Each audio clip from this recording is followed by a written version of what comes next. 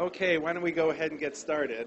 And actually, really the main reason why you're speaking to the mic is for the people in here can hear you fine. Great. So, gives me a great pleasure to welcome old friend and colleague. Actually, I'm old. He's correct. Not. Longtime friend, Dr. Kevin Johnson, who I think most of you know. Is the chair of the Department of Biomedical Informatics at Vanderbilt University, along with OHSU, one of the great informatics programs, and they do a lot of great work, and some of which we'll hear about today. Kevin is a physician by training. He did his medical school at Hopkins, did a residency in pediatrics, and then oh, what the heck, I'll use the same joke I used last night. He did informatics training at a obscure university down the coast, somewhere near San Francisco, Stanford or something like that. Anyways. It worked just as well today as it did last night. I gotta come up with new jokes. Anyways.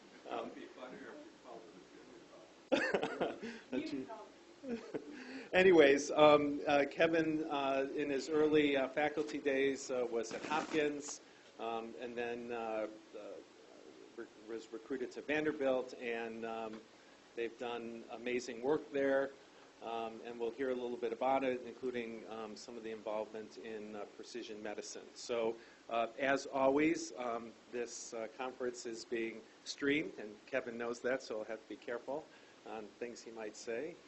Just among friends.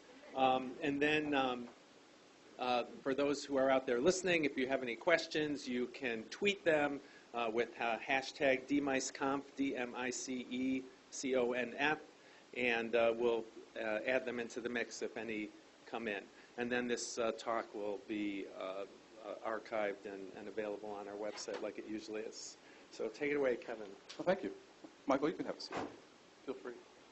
So, first of all, thank you all. It's really exciting to be here, both because you managed to let the sun stay out for just a few hours yesterday so that I could see it, which is really nice. Also because I have a chance to visit a lot of old friends and make some new friends. I noticed that this room has a clock. It's way over there, and it says 10:33, so it's an hour off. If I seem like I'm running too long, and this is one of the times where I've actually put in enough material that I might run long, then I apologize. I'll start speeding up and trying to tailor a few things. I wanted to talk with you a little bit about precision medicine and this idea of what role we need to play to target the data and the informatics to do what the president and what the country would like to see us do in this space. Bill was kind about in his introduction. I will say that another philosophy that I've had to live by for the last 5 years as chair is that those who can do and those who are chairs talk about others' work.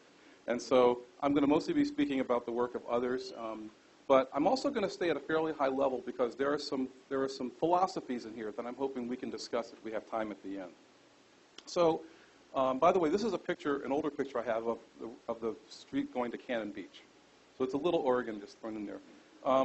So I'm going to talk a little bit about the definition of precision medicine and the aspirational goals. Then I'm going to talk about the infrastructure that's necessary to support precision medicine and how we move from aspiration to reality. Primarily looking at some examples at Vanderbilt, so I apologize for the single-site study, but I wanted to sort of give you a general sense of what we've been thinking about. And we've been a leader in this space, so I feel a little bit more comfortable using Vanderbilt examples, but feel free to help embellish if there's something that you want to make sure I cover that I haven't. The definition that you'll find for precision medicine right now that comes right out of the NIH page is that precision medicine is an emerging approach for disease, treatment, and prevention that takes into account individual variability in genes, environment, and lifestyle. And I was really pleased that they extended it to genes, environment, and lifestyle for each person. This is the picture of our departmental brochure. And we actually had a big fight in our department about whether we were going to have our departmental brochure have a great big huge chunk of DNA or a person pixelated into lots of little pieces, which kind of implied digital human, or this. And we actually never settled the argument, so we used two different covers. But the idea of this cover was to bring together the idea of people, their environment, and the host factors that make up health and disease. And if you think about what we're trying to do with precision medicine, it's really treatment and prevention, taking into account all of these different layers. So average evidence-based care done appropriately is good for somewhere around the, the distribution around the middle. Specific phenotypes that differentiate us in the room are important. Our genome is important. Our environment's important. Our social and behavioral determinants are important. And choice is important. And all of that is a part of what we're going to be trying to advance in precision medicine. So if you're thinking about this from an informatics perspective, you can actually imagine roles that any one of us in our field could be playing in this entire spectrum. And there may even be others, as we'll talk about today. So in the interest of trying to get to some of the more fun parts of the talk, I'm going to skip through a few of these slides. And this one I'm going to sort of just gloss over and say, precision medicine actually has a fairly long history in this country as defined by the Obama Precision Medicine Initiative, mostly in the space of cancer and in the space of using pharmacogenomic or using genome-informed medicine for pharmacogenomic medicine. And Brian Drucker, who was one of the early people who you might know from the OHS Unite Cancer Institute, proved that it was possible to develop drugs that could target just the malfunctioning part of a cell that is causing cancer to grow. So this is something that actually has roots here. The problem that we are trying to solve in precision medicine is primarily sort of three areas. One is treatment for diseases that were previously untreatable. Sometimes diseases are untreatable because we're using the average treatment plan for a very specific set of phenotypes that once we learn more about the disease is absolutely treatable. Sometimes it's untreatable because there's very few patients with the disease. And both are examples of what we think about in precision medicine. Avoiding unnecessary cost of ineffective medicine, and then moving beyond, as we called it, average care medicine. One in. Jay Shendur, this slide showed up differently than I wanted, so let's start there. So this was the first of the series of workshops that were put on by the NIH in response to Obama's request for the Precision Medicine Initiative.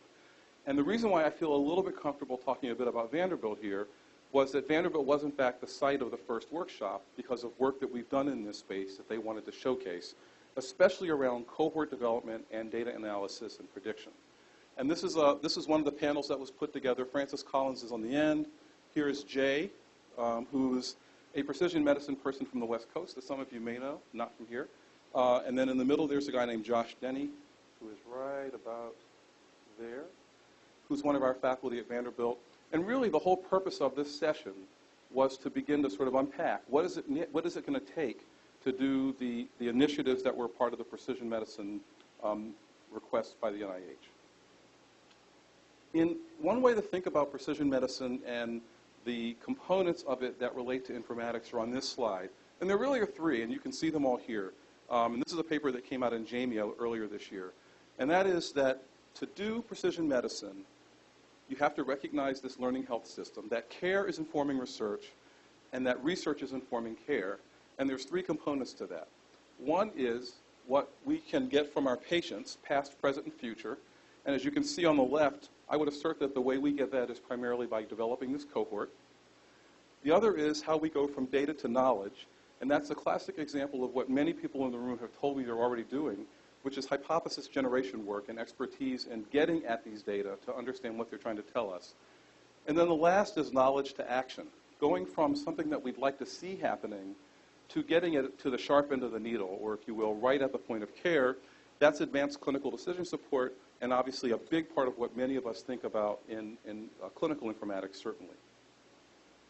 For those of you who don't know about Vanderbilt's history, and the reason why I think it's important that I use some of these examples, Vanderbilt actually, from the very earliest days, actually developed its clinical systems from a single purchase, which was right here, called Mars, which is actually the University of Pittsburgh's longitudinal repository. And when Dr. Bill Stead and Randy Miller first came to Vanderbilt, there was no electronic health record in 1991.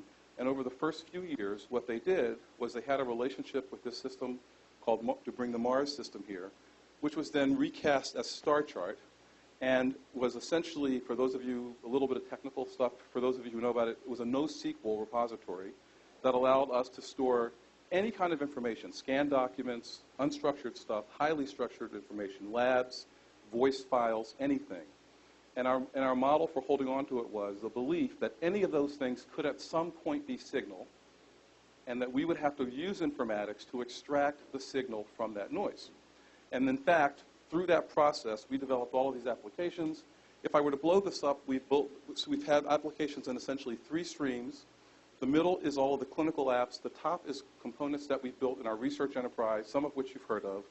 And the bottom is actually in the educational enterprise, all based on the exact same methods that we need to do precision medicine. They're all built on this ability to do the kinds of information retrieval that Bill Hirsch told us to do 20 years ago, as well as ways in which we can use natural language processing, categorization, human factors engineering, work that Joan Ash has done to help us understand things like the best ways to do order entry to avoid unnecessary and unanticipated consequences. So the way that we've done that at our place and the way that the NIH is proposing to do it is to create this patient cohort. At Vanderbilt, that patient cohort is called the synthetic derivative. We have somewhere in the neighborhood of 2.5 million patients' data, and that is a de-identified and continuously updated version of our EHR. We are also moving to EPIC, and so our strategy is to not stop this, which means that anybody who has EPIC, in theory, could do this. EPIC actually comes with some tools out of the box that help with this. So we essentially take the electronic health record and we strip away all medical record numbers. We actually hide in plain sight, an algorithm developed by a guy named Brad Malin, any patient identifiers that are names or doctor names by essentially replacing the ones we can with another random name that makes sense given the note. So therefore, if a name is in there that wasn't replaced, it's actually hard to find because it looks like all the other names at that point. We take all that information, we put it together with clinical notes, clinical messaging, orders, diagnoses data, tumor registry data, death index data, test results, and on the far right, we also hold on to blood samples from each of these patients, and we use that to create a system called BioView. BioView has all of our subjects with DNA. We have 213,000 patients right now who have been genotyped out of that 2.5 million that are already in the system. So it's a very, very large sample of DNA directly attached to a clinical record that goes back more than 15 years. An example of what we've been able to do with this is a sort of classic GWAS Manhattan plot. I think you've probably all seen this. And Marilyn Ritchie at our place back in 2013 published some results where they were looking at a group of patients who had abnormalities in their QRS, which is a part of the electrocardiogram. And we're able to find this particular variant. And I won't go into all of these details here. I just want to illustrate the process. And so we find this variant, which gets published in circulation, and it turns out that this is a variant of a known sodium channel that's now implicated in a risk for cardiac arrhythmia. That's the power of being able to identify a cohort and then do a GWAS, which lots of people can do. But the next step is to say, what else can we learn from a population of patients who have told us that this variant might be significant? And so what we then do is we pull the electronic health record of patients who are known to have that variant. And we actually go across all the known phenotypes in our electronic health record, and that's called a PheWAS, Phenome-Wide Association Study. And by doing that, we are able to identify all of these now on sort of 2 parts of a Manhattan plot, all of these different phenotypes associated with that particular genetic variant. And in particular, some of them are not surprising, cardiac arrhythmia.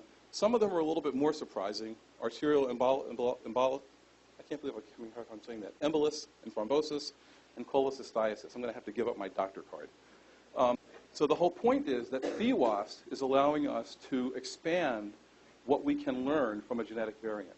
And there are some very exciting projects now that are coming out.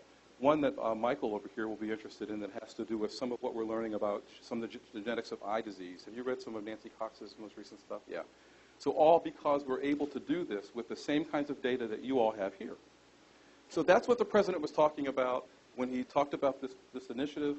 And the major points of that initiative are to expand the prevention and treatment opportunities, mostly or some of which are in cancer, to create a national network of scientists who participate in biomarker discovery of that type. $215 million is going to go to creating a 1 million-person opt-in identifiable and viewable repository for discovery. About 130 of that's going to go for the main cohort, and about 70 million is going to go for cancer. And that's what we're doing. So it's all exciting. There's lots of papers in this area, and this should be easy, right? Not even a laugh, not even one little comment. Well, it's not going to be easy. There are a number of steps we have to take to get from here to there. The first is the whole process of what we say is discovering predictors. So this is where all of us who are in data science or in informatics should be getting really excited, because this is where we begin to separate ourselves from biostatistics. And that as opposed to exploring the world and trying to uncover relationships, we are now going to explore that world, discover relationships, and then see whether we can use what we discover and other clues, some of which may be data that were not actually used to discover the relationship, to predict. And that's the classic area of big data. Just to remind people, big data comes in lots of forms. I think you've all seen this before.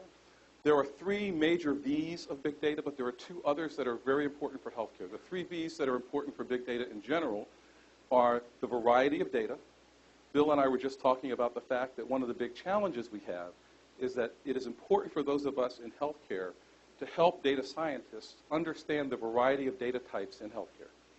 About the volume of data. Well, lots of groups are used to volume, but in healthcare we have waveform data. So we could go all the way to real-time analysis of waveform data from an electroencephalogram or an EKG or any one of a bunch of other monitors, including bit-type data.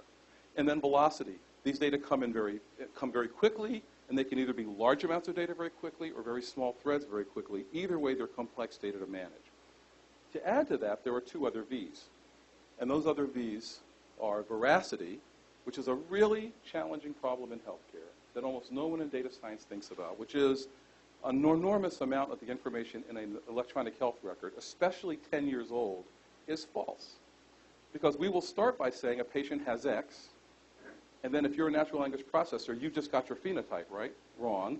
Because 6 months later, we actually did the MRI that showed they had Y, which should invalidate X, which means you shouldn't include them in both groups. That's really, really hard stuff. And then vulnerability. Obviously, if you could make these data more available to do clever things like mechanical turking to figure out which population is another, and I'll come back to that, that would be great. But you have to take on the risk that if those data were in some way going to be compromised, you have just given away potentially identifiable patient data to larger populations of people who shouldn't have had it. And to illustrate that, this is just one small example from a study I did years ago. I was trying to identify all the patients who had asthma by doing a natural language processing exercise in the electronic health record. And we were able to identify, and this is from that paper, which is in AMIA from a few years ago, we found, it turns out, 13 different terms for asthma that, in addition to 55 or so different ways that, or 55% of which had different descriptors for asthma. So those terms included asthma, reactive airways disease exacerbation, status asthmaticus, et cetera, et cetera, et cetera. And then we had all of these categories for modifiers that turn out to be really important if you're defining an asthma phenotype. And this was a highly manual process. And to this day, every person that you know or every group that is doing phenotype work is doing the exact same manual process. It's an extremely hard problem to solve. What we do at Vanderbilt, I mentioned that we de-identify. We extract medications. We grab the concepts that are actually in a note using tools that are not unlike, for those of you who use NLM tools, not unlike MMTX or MetaMap, for those of you who know. So we concept extract a text. We look for exact matches, superset matches, or subset matches, and we primarily take the exact matches, look at negation functions to prove that they do or don't have something. We also use where concepts appear in a note to decide whether those concepts are relevant to this particular patient, or, for example, if they're family history or past medical history concepts. We also use the fact that the same concept can appear more than once in a note to increase the probability of its veracity. So all of that is work that we do up front before we shove everything into the synthetic derivative. And that's what we then use to build the rest of these phenotypes. I put up here that we've also started this idea of custom classifiers. And that is, there's information that's actually in the electronic health record that if you didn't look for it in 2 places or more places, you'd never actually find it. A really good example of that is smoking status. Smoking status shows up in parts throughout the electronic health record. It takes a fairly sophisticated algorithm to prove that a patient, as of a particular time, is still smoking. And so we have started to build those types of algorithms, and we're using that for homelessness, for smoking cessation, as the 2 big areas. We're also going to try to do it for depression as a general way to sort of say, these are comorbidities that we need to know are active at the time of a particular other event. as opposed to at some point in the record, if you understand the distinction. I'm going to skip this slide.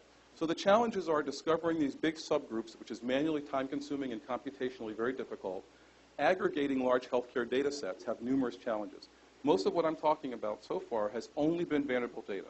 But if we decided to do a project with Vanderbilt and OHSU, even if we're both using Epic, it's actually not twice the work. It's way more than twice the work, because of the amount of time we actually have to spend mapping whichever concepts have been chosen at OHSU to do a particular thing, to identify a particular aspect of a patient's chart, and match that to whichever one we have at Vanderbilt. So the more sites we have in a network, it becomes exponentially more complicated to create that larger data set.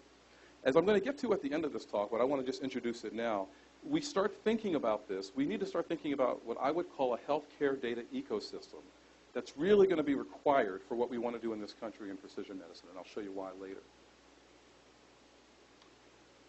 I'm going to skip this slide.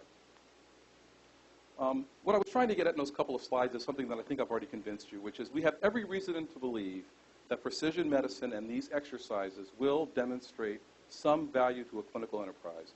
And those slides were about erlotinib, which is a drug that was one of the first to be demonstrated to actually have a difference in its ability to treat patients who have, I'm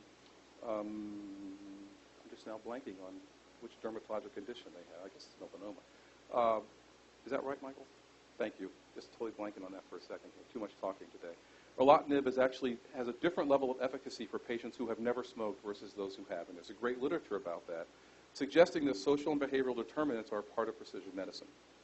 There are two papers that came out in the last year, right after the announcement, that essentially are trying to challenge, should the country be investing any money in this initiative? And if you haven't read these two papers, I would highly recommend it.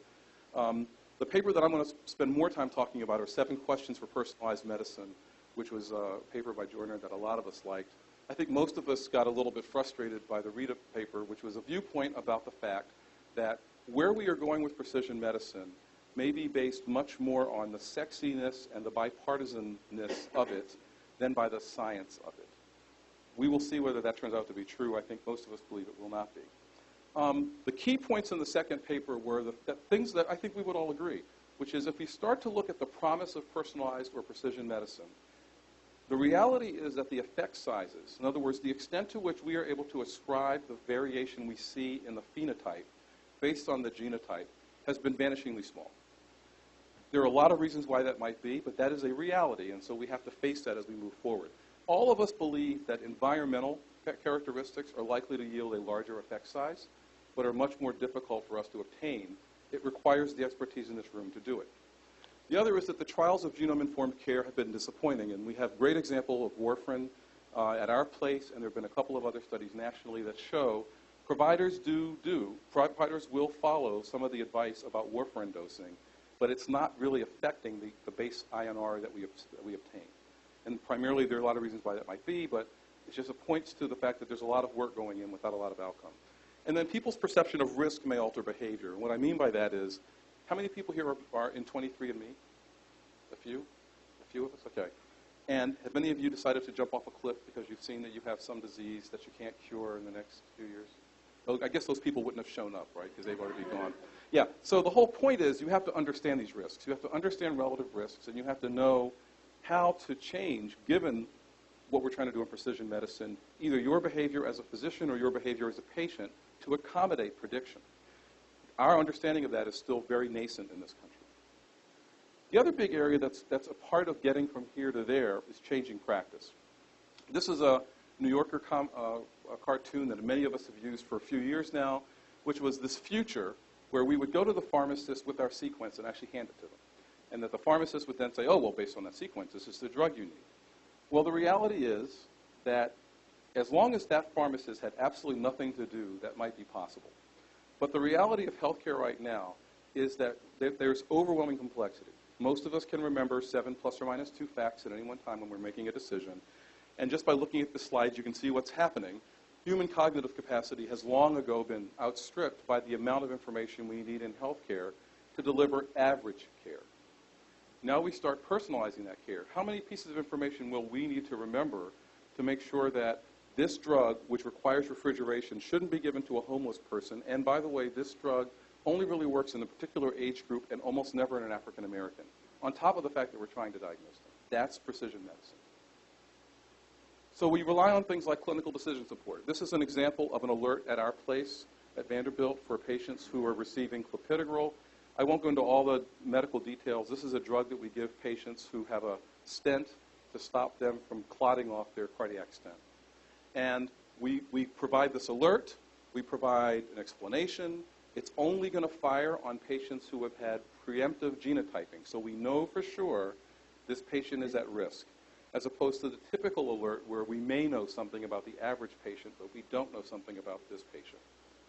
All we know in this case is that we have an equally efficacious set of alternative therapies, and there may be reasons why you would choose not to give them to a particular patient, but mostly you should be considering switching. We would expect that 70% of the time or so, when this alert fires, people switch. And in fact, the first patient that received this alert, we did a big story about it so that we could talk about it and educate all of our providers, and we were all very excited. We then did a study to see exactly what kind of an impact these messages had, and what you can see here is that the absolute best we did after 12 months was 57% of the time did they switch, and that was only for the patients who were the most severe metabolizers. For intermediate metabolizers, only about a third of the time. There's actually no clinical difference between what actually happens in terms of outcomes with intermediate metabolizers and severe hypermetabolizers. And so, in fact, we would have expected both curves to be a lot closer. And what this spoke to a little bit was how were we messaging it, but it also spoke to this set of concerns. Cardiologists, when interviewed, and we have the same exact data for warfarin, cited concerns about the cost of alternative therapy, challenges communicating with regional physicians. In other words, I'm just a cardiologist. This person has a primary care provider who's going to be managing this. They won't know this drug.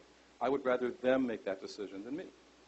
Sounds fair until you're the patient who has a stent thrombosis because your doctor was kind of afraid to try the new drug. Difficulty understanding genomic information, that's the sheet that we hand, and gaps in scientific evidence as barriers to the recommendation. So a number of things that we learned through qualitative research, talking to the doctors who were actually responsible for making the switch. So I think what that brings up to me is the need for education. So on top of everything else we're trying to do to move this forward, there's a real mandate for those of us who are involved in any way with precision medicine to begin socializing the concepts, educating people about the concepts, hearing their reaction, and developing other materials that help those people to understand why this might be an important aspect of their care. Next to last area is reinventing the work. You know, the reality check about healthcare today, how many people here are doctors or nurses or in some way in healthcare? Okay, so for the rest of you, everybody else, these guys will all appreciate it. The reality today is everybody goes into medicine thinking about this the way House did, right, which is it's a crossword puzzle. My job is to solve the challenging crossword puzzle given to me, and at the end when I've actually filled in every white square, we all declare victory, we've saved the patient's life, we go home. That was sort of the aspiration of most people who go into healthcare. But the real reality is that we mostly play Tetris.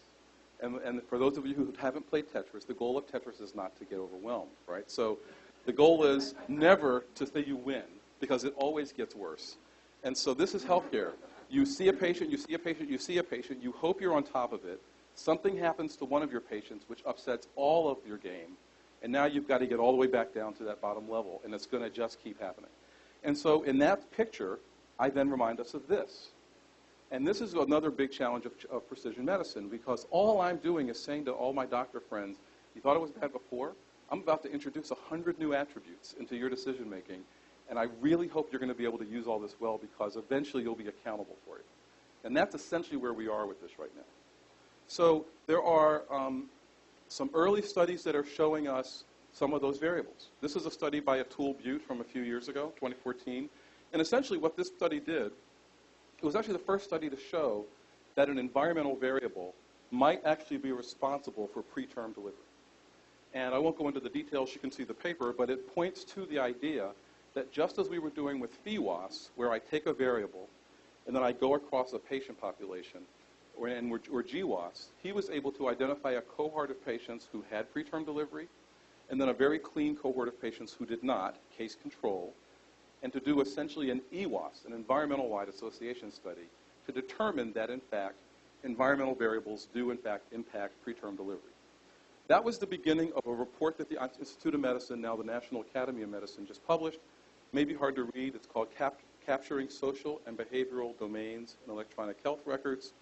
This is a report that talked a lot about social and behavioral determinants and strongly recommended that precision medicine think about that layer. So for those of us who've always believed this was going to be important, this report does an outstanding job of helping people to realize where this fits in what we're trying to do with precision medicine.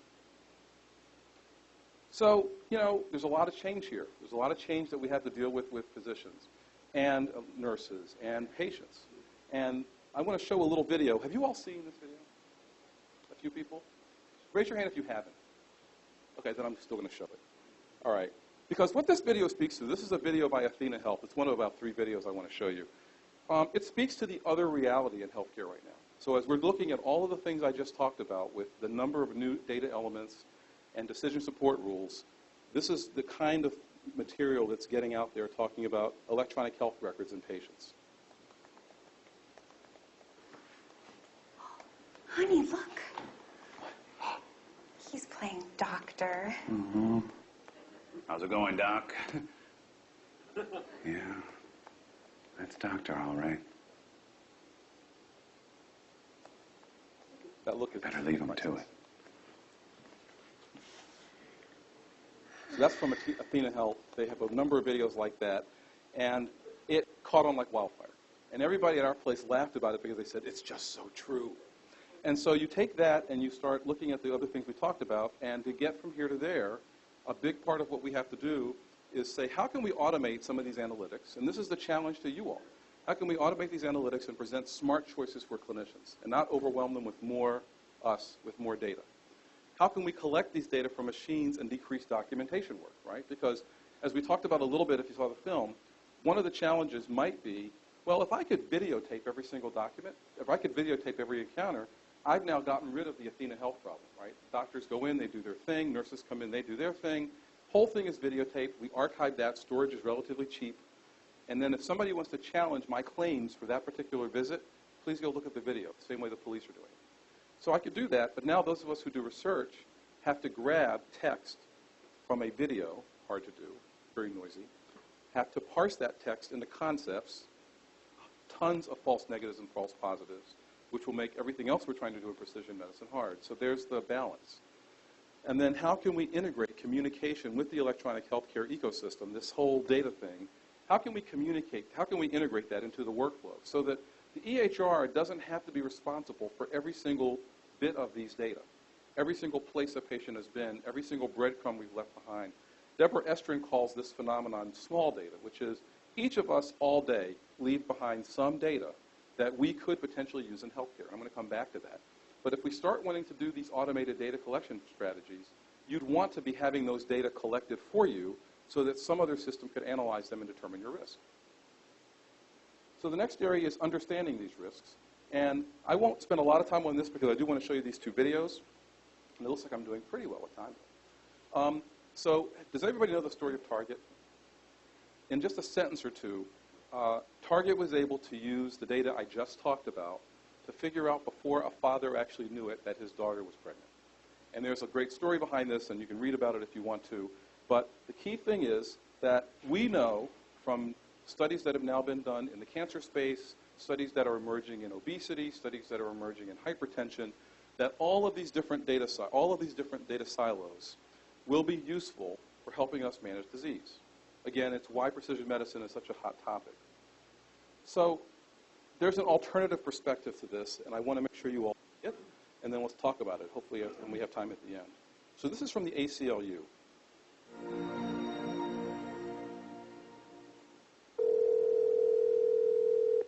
Pizza Palace. Is this Mr. Kelly? Yes. Thank you for calling again, sir. I share your national identification number as 610-204-9998-45-54610. Is that correct? Yes. Thank you, Mr. Kelly. I see you live at 736 Montrose Court, but you're calling from your cell phone. Are you at home? I'm just leaving work, but I'm... Oh, we can deliver to Bob's Auto Supply. No, I'm on my way home. How do you know all this stuff? We just got wired into the system, sir. Oh, well, I'd like to order a couple of your double meat special pizzas. Sure thing. There'll be a new $20 charge for those, sir. What do you mean? Sir, the system shows me that your medical records indicate that you have high blood pressure and extremely high cholesterol. The total is $67 even. $67? Well, that includes the delivery surcharge of $15 to cover the added risk to our driver of traveling through an orange zone. I live in an orange zone? Now you do. Looks like there was another robbery on Montrose yesterday. But I want double meat. Well, I'm sure you can afford the $67 then. You just bought those tickets to Hawaii. They weren't cheap, eh? Oh, but I see you checked out the budget beach bum at the library last week. I'll get the Sprout subs. Good choice, sir. Gotta watch that waist if you're hitting the beach, eh? 42 inches. Wow. That's how much? Just between you and me, there's a $3 off coupon in this month's Total Men's Fitness magazine. Your wife Betty subscribes to that, right? Anyhow, clip that and it's $19.99 even. Whoa, looks like you maxed out on all your credit cards. Bring cash, okay? Want to stop this from happening? So, you know, when I give these talks about these things, that's one of the concerns.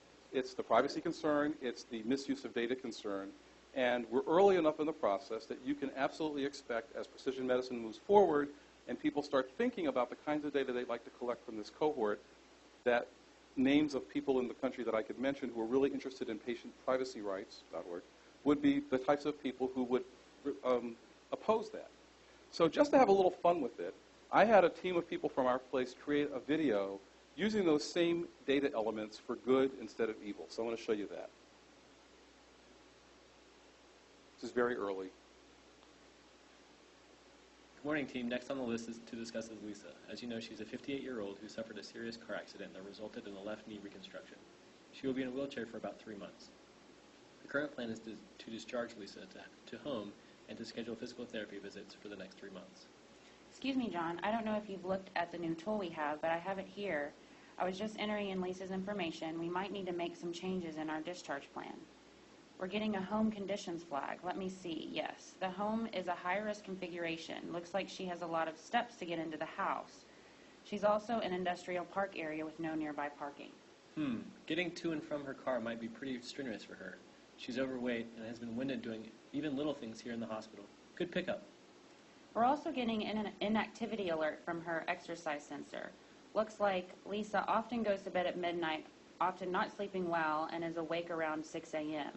However, she is not truly active until 10 a.m., but often the activity stops at 3 p.m. The other alert I see is an obesity prediction alert. On the portal, she consented to an automated extract of her food purchasing habits from her grocery store and restaurant use habits from her credit card. It seems she eats fast food over 3 times per week and frequents a local convenience store daily, often purchasing beef jerky and an energy drink. I think we need to get her some nutrition counseling as part of this plan, because if she doesn't lose weight, that knee is going to fail. Oh, and one more thing. I see here on her calendar that she has a trip planned to Hawaii in 4 months. We really need to make sure she can travel by then. Is there any place else she could go? She's on a fixed income and has reported difficulty paying medical bills in the past year. It seems that her children come to visit her most every weekend. Based on the identification data we have available, they have houses close by in a more affluent neighborhood. It seems her daughter Taylor's house is getting all greens for rehab readiness assessment. Garage parking, few stairs, neighborhood with sidewalks. Google Maps is reporting a Whole Foods within 2 blocks of her house. Perfect. Let's speak to Lisa's family and see if Taylor is able to work it out so that Lisa can live with them for the next 3 months for the grueling rehab period. 3 months later, Lisa returns to Susan for a follow-up. Lisa is happy and healthier. She's even lost 10 pounds. Thanks to the data available to Susan, this story has a happy ending. So I do that because I want to, yes, there's still some giggles that one can have, but I think the idea is if you imagine those same data being used for good versus evil, you can begin to see the promise of precision medicine, because all of those data are actually currently available for most of us right now. And that's doable if we have the right group of people thinking through it and actually testing it to make sure that the nefarious things that worry people don't happen. So because of that, and because of the way this initiative is likely to unfold, the NIH just this week announced a series of centers that are going to be focusing on ethical, legal, and social impact of genomic information. This is the primary goal. Projects will examine the use of genomic information in the prevention and treatment of infectious diseases, genomic information privacy, communication about prenatal and newborn genomic testing results, and the impact of genomics in American Indian and Alaska Native communities. That's the beginning of what will likely be a number of centers that will focus on genomics and all of those layers that you saw on my first pyramid. And that's going to be one of the ways that we start to really understand the types of concerns that groups like the ACLU might have had about this volume of data in the ecosystem being used for healthcare.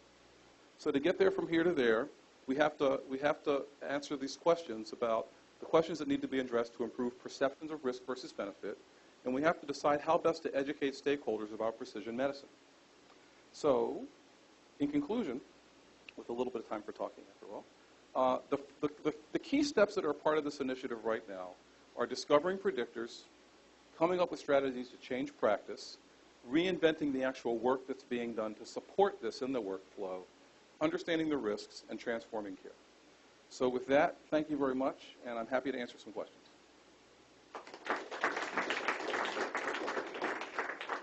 Bill. Question.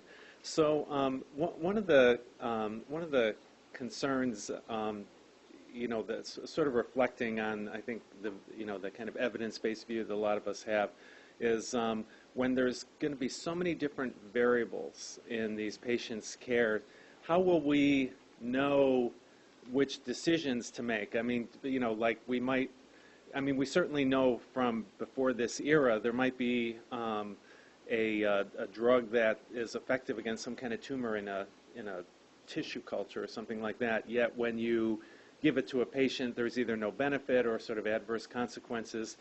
And not only that, so there's so many different data points and so many different potential treatments, and then they start to interact with each other.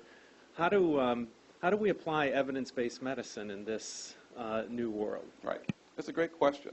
I would summarize that by basically saying, recognizing that the evidence is mounting and that the number of sort of disparate areas that are brought together in that evidence, how do we manage that? Well, we tried to think about that a little bit as an open loop problem in that video where we showed the phone app that was just providing data. Because so one answer is we provide the data and people can either use it or not use it. The other is that we can begin the work of sort of multivariate modeling. So we hinted at that in the video by saying that the house was receiving a certain score in terms of rehab readiness, right? So I think some of this is going to be levels of abstraction. I think some of this is going to be context dependent.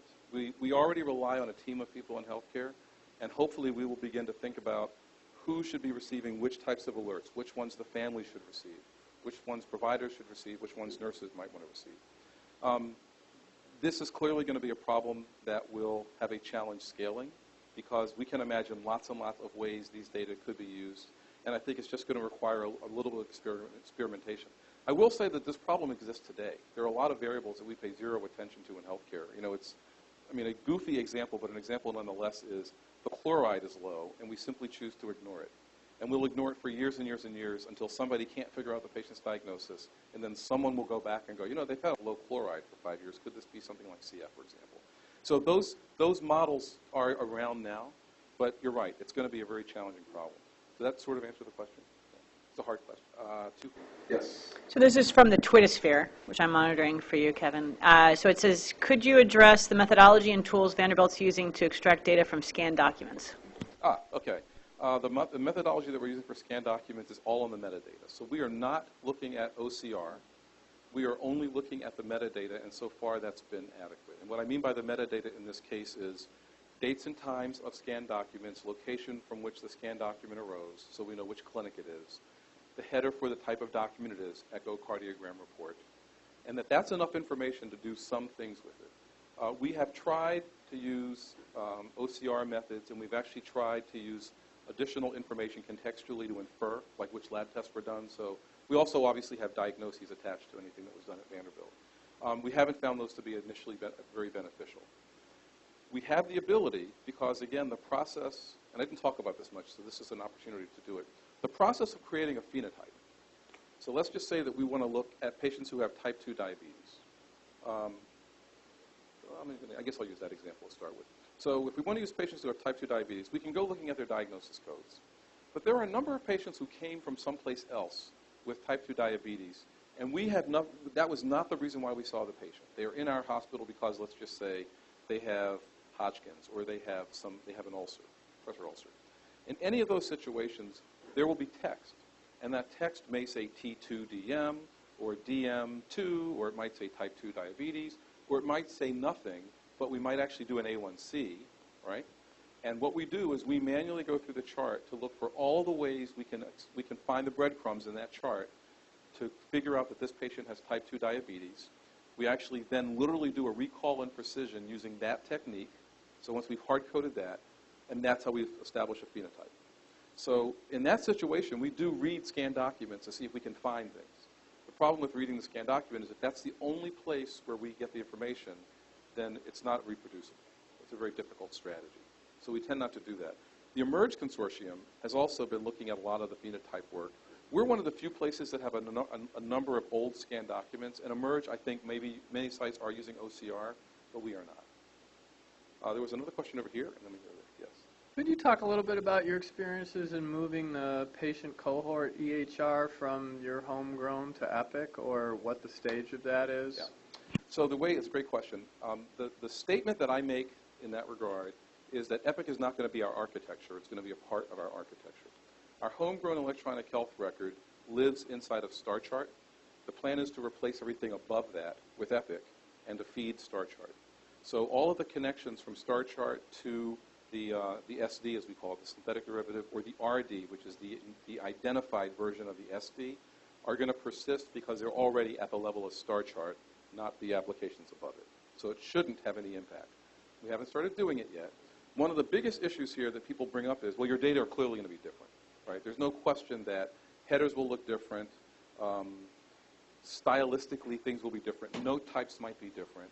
And we've been dealing with that actually for a decade. It's just a question of having dictionaries, and so we'll continue to do that. I am probably being overly optimistic, but we'll find out as we go through the journey.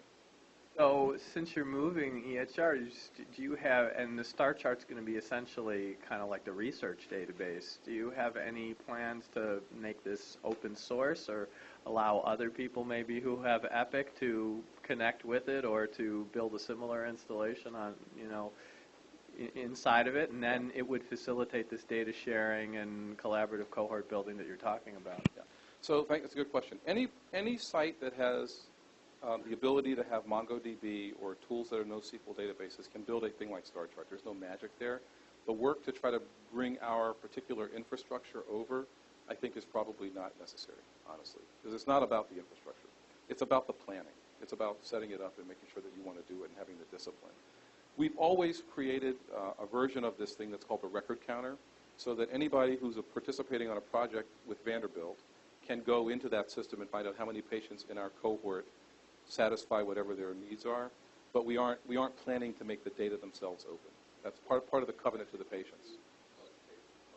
Yeah, we will be using I2B2. We actually do use I2B2.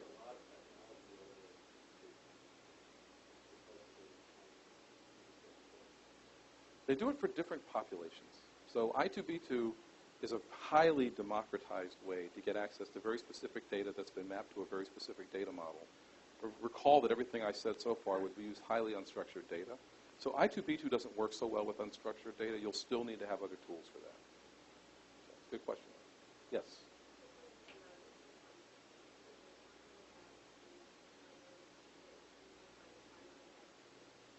Mm-hmm.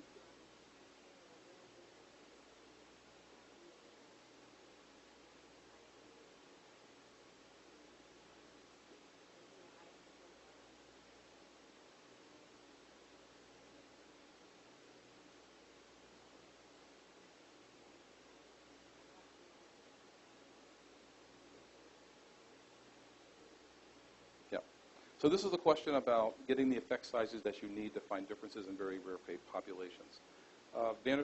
Lots of us are involved with the Undiagnosed Disease Network. Many of us are involved with eMERGE. And almost all of us will be involved at some point in what's happening in the PMI. All of those are designed to deal with this problem.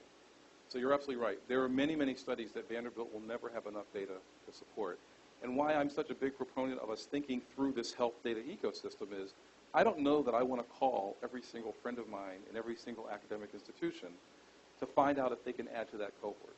That is a strategy that's been used. If you, Nick Tatanetti, who used to be at Stanford, is now at Columbia, did a bunch of studies with Russ Altman, and the way in which they were able to execute that studies where they did a preliminary version at Stanford, and then they essentially shipped those models to all of the other sites that had data warehouses to see if we could validate, and then some of us had to pool our samples. So literally, he did the exercise you're describing, which is get a big enough sample that I can prove that what I'm seeing really has statistical power.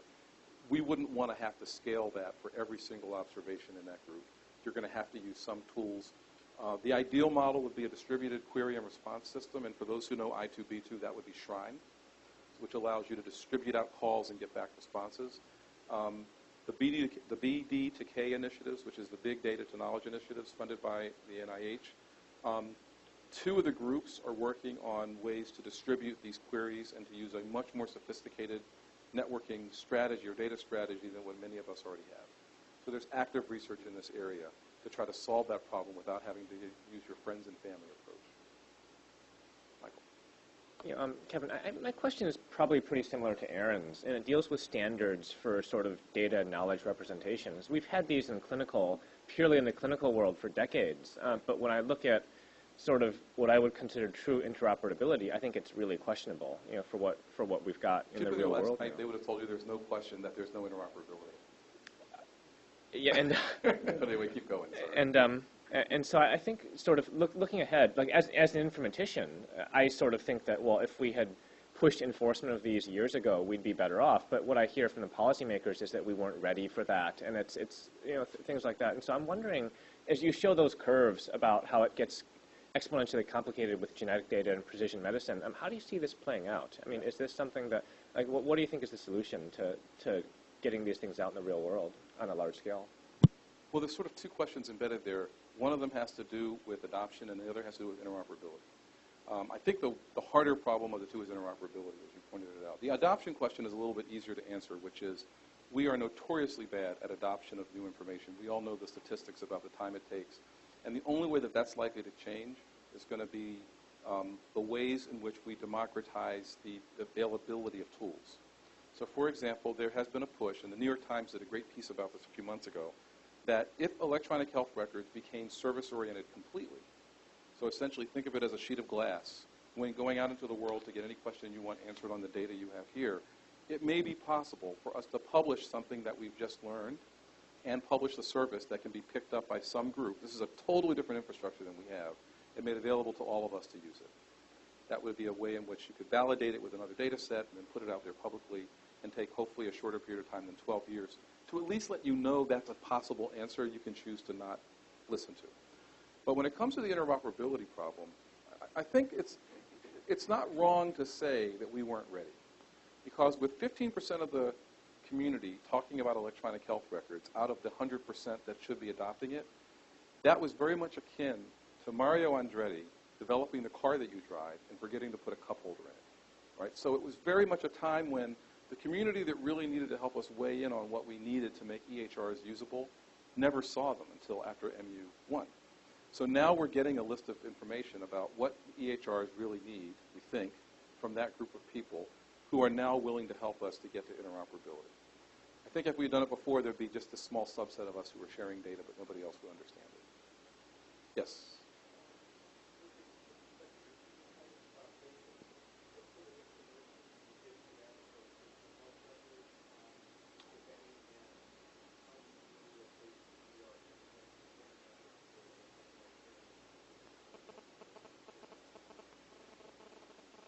Fantastic questions. I'm sorry that I didn't bring a slide, and I'm tempted to go log into the portal. We have a section of our portal, it's called My Health at Vanderbilt, where we show the results of any actionable genotyped information. So we sequester non-actionable genotypic information. But once we have the ability to use it, we show it, and we show it in lay terms, using the exact same description that we have in the alert. So that, because it's written in lay language, because most doctors are basically lay people when it comes to this. The issue about providers or patients who may not be a part of our care network, we're currently not in a situation where patients are getting genotyped elsewhere and having available for us to see for their annotated version of their genotypic information, or genome sequence or exome sequence. So what we do right now is we genotype those patients ourselves. So in essence, we take ownership over a copy of their genetic material.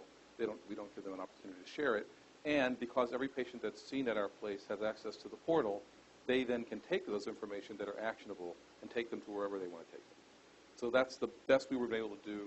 I think we have one paper about that that's out in translational STM. So, yes, sir. I'm a little curious about your use of environmental information in a couple of examples. Do you really think you'll be able to successfully promote the fact that we have the knowledge of the configuration of your house and we're going to use it?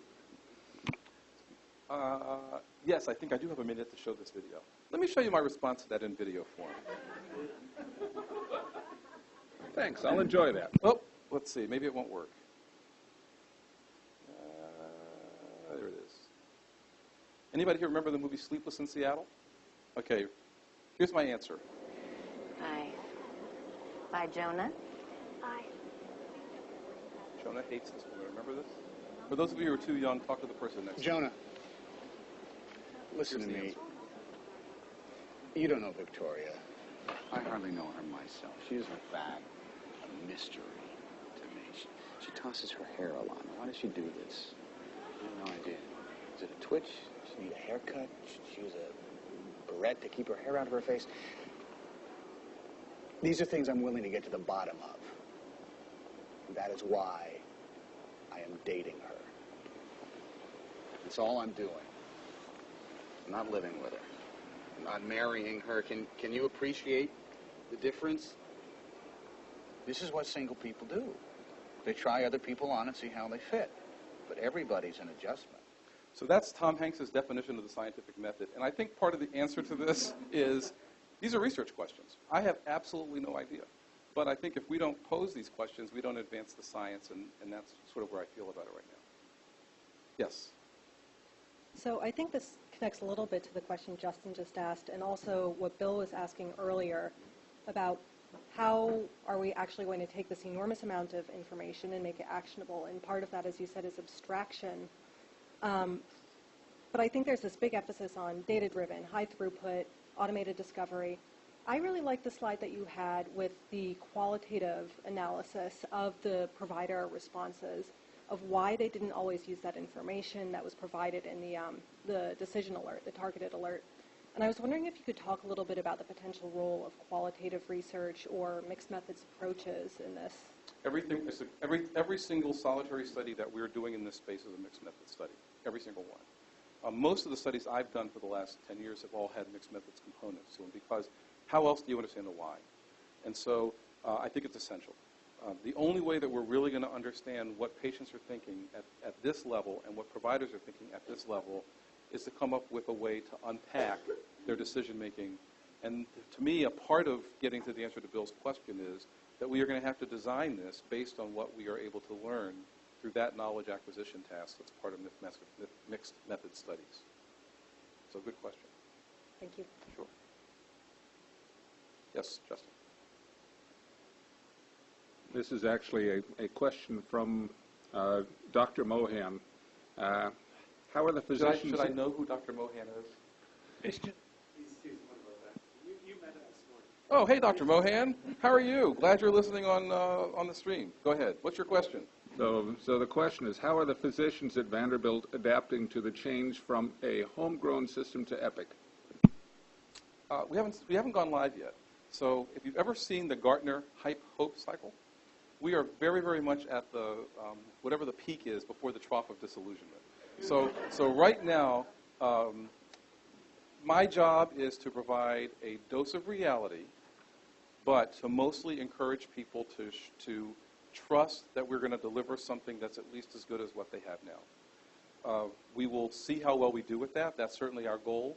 And all of this fits together because, obviously, I'm very aware of national trends around acceptance of commercially available electronic health records at the exact same time that we're trying to move forward with the precision medicine agenda. So our work is definitely cut out for us, because we do want to try to continue to do all of the things we're doing in the decision space now. We have about 15 active drug genome interaction alerts that we're managing and we're doing studies on, and we hope to have about 10 more a year. So that's all additional alerts. We have to decide if we're going to show less of the other types of alerts that aren't related so that doctors aren't overwhelmed. Our override rate at Vanderbilt's in the 70% range as opposed to 97% because that's highly tailored alerts. But we could easily drive that up if we start getting into alert fatigue. And we have to figure out whether that's a risk when we go live with that. So thank you for the question. It's a great question. We'll see where we end up. I think we have time for maybe one more. Yes?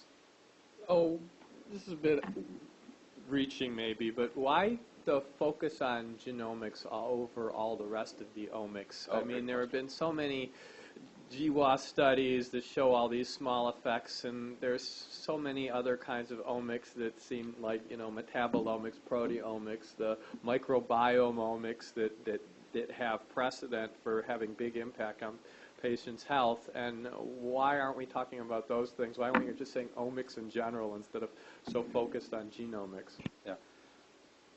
I can only speculate. I think the answer to that question probably lies in where is the lamppost, right? So this is an example that there is a lot of information about genetics, and there are a lot of people well trained in how to interpret those data versus the information that's currently available about homelessness or about any one of a number of social and behavioral determinants.